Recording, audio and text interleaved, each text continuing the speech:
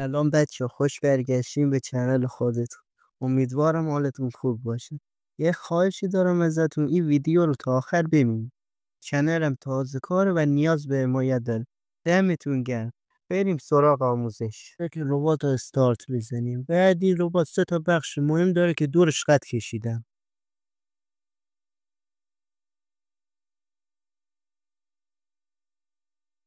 بخش اولش بخش تسکه. تسکاش کانال و گروه هستن که تو کانال و گروه آوز میشین و تیک سبزشو میزنیم.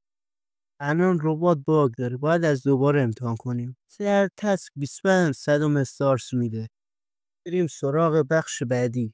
این بخش رفرال گیریه. میتونین لینکتون رو برای بقیه بفرستین و رفرال جمع کنین. این 11 تا رفرال دارم، 22 تا استارس به دست آوردم. واسه هر رفرال 2 تا استارس میده بهتون. بریم بخش بعدی. اینجا استارساتون رو تبدیل به گیف میکنید. من الان 25 تا استارس دارم.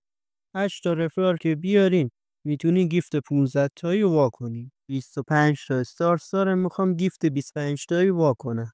روش کلیک کردم، بعد یه پیامی از ربات اومد که میگفت باید یه پیامی با آیدی پشتیبانی ربات بدم که بتونه گیفت رو برام بفرسته.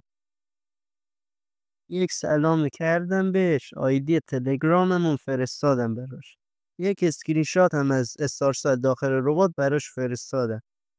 بعد ثبت کردم تا گیفت رو برام بفرسته.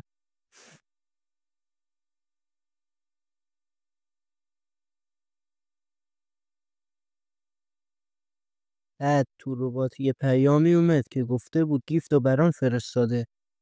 سریع همون لحظه گیفت رو فرستاده بود. ممنونم بابت حمایت و همراهیتون. تا ویدیو بعدی، خداحافظ.